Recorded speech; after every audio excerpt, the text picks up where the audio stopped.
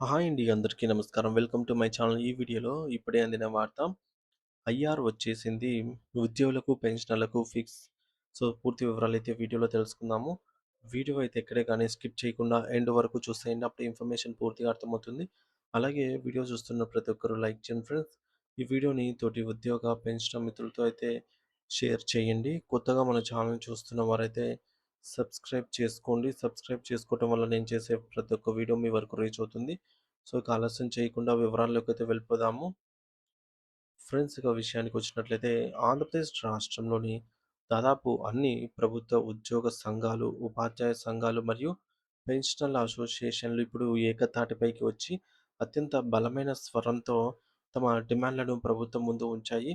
మరి రాష్ట్ర వ్యాప్తంగా ఉన్నటువంటి సుమారు 6,00,000 మంది ఉద్యోగుల తరపున ఈ యొక్క సంఘాల నేతలందరూ కూడా ముక్త కంఠంతో వినిపిస్తున్న ప్రధాన డిమాండ్స్ ఏమిటంటే 12వ వేతన సవరణ కమిటీ, 12th పీఆర్సీని తక్షణమే కమిషన్ నియమించాలని మరియు కొత్త జీతాలు అమల్లోకి వచ్చే వరకు కూడా ఉద్యోగులకు ఆర్థిక వెసులుబాటు కల్పించేందుకు మధ్యంతర భృతి, ఇంటీరియం రిలీఫ్‌ని వెంటనే ప్రకటించాలని, అలాగే ఈ సమావేశంలో ప్రతి ఒక్క సంఘం ప్రతినిధి కూడా ఇదే అంశాన్ని అత్యంత ప్రాధాన్యతతో అయితే ప్రస్తావించారు. పెరుగుతున్న నిత్యావసర ధరలు మరియు ద్రవ్యోల్బణం దృష్ట్యా పాత జీతాలతో కుటుంబాలను పోషించడం గగనమైపోతుందని, అందుకే కొత్త పీఆర్సీ ప్రక్రియను త్వరగా ప్రారంభించాలని వారు ప్రభుత్వాన్ని గట్టిగా కోరారు. అయితే ఈ నేపథ్యంలో ఉద్యోగ సంఘాల ఆవేదనను విన్న మంత్రుల బృందం చాలా సానుకూలంగా స్పందించింది. ఉద్యోగులు లేవనెత్తినటువంటి ప్రతి అంశాన్ని కూడా తాము చాలా సీరియస్‌గా తీసుకున్నామని, సో, వీటిని నేరుగా గౌరవ ముఖ్యమంత్రి చంద్రబాబు నాయుడు గారి దృష్టికి తీసుకెళ్ళి సానుకూల నిర్ణయం వెలువడేలాగా తమ వంతు కృషి చేస్తామని మంత్రులు ఒక భరోసా అయితే ఇచ్చారు.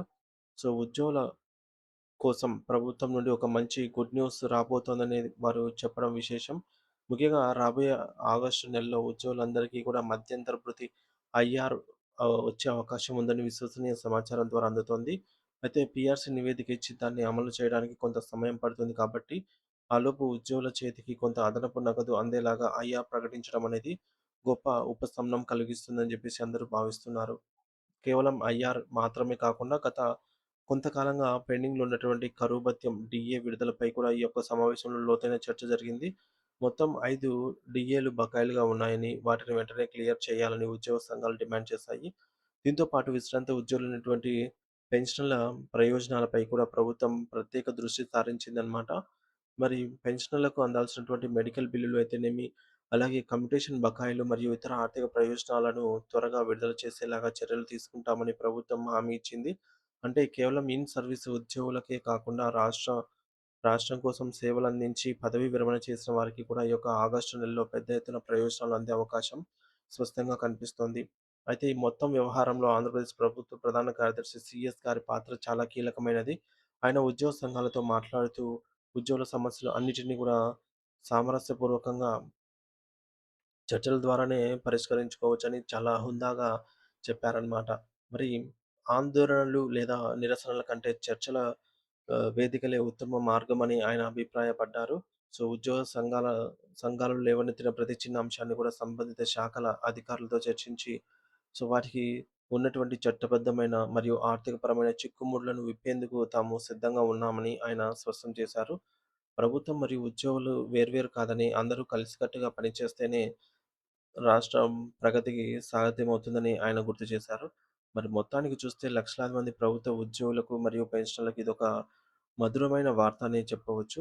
ఎన్నో నెలలుగా ఎదురుచూస్తున్న వేతన సవరణ మరియు బకాయిల అంశం ఇప్పుడు ఒక కొలిక్కి వస్తోంది. ప్రభుత్వం చూపిస్తున్న సానుకూల ధోరణి చూస్తుంటే ఈ మేరకు ఆగస్టు నెలలో ఉద్యోగుల ఖాతాల్లోకి అదనపు నగదు చేరటం అనేది ఖాయంగా కనిపిస్తోంది. సో, ఐఆర్ ప్రకటన, డీఏల విడుదల మరియు పీఆర్సీ కమిషన్ నియామకం వంటి కీలక నిర్ణయాలు వెలువడితేనే మళ్ళీ ఉద్యోగులందరిలో కొత్త ఉత్సాహం అనేది నిండుతుంది. ముఖ్యంగా ముఖ్యమంత్రి గారి నిర్ణయం కోసం ఇప్పుడు ప్రతి ఒక్క ఉద్యోగి ఎంతో ఆశగా, ఆతృతగా అయితే ఎదురు చూస్తూ ఉన్నారు. సో, ఇది ఫ్రెండ్స్ ఇప్పటివరకు ఉన్న తాజా సమాచారము. దీనిపై మీ అభిప్రాయం ఏమిటనేది ఖచ్చితంగా కామెంట్ బాక్స్‌లో కామెంట్ చేసి అయితే తెలియజేయండి. Thank you for watching this video.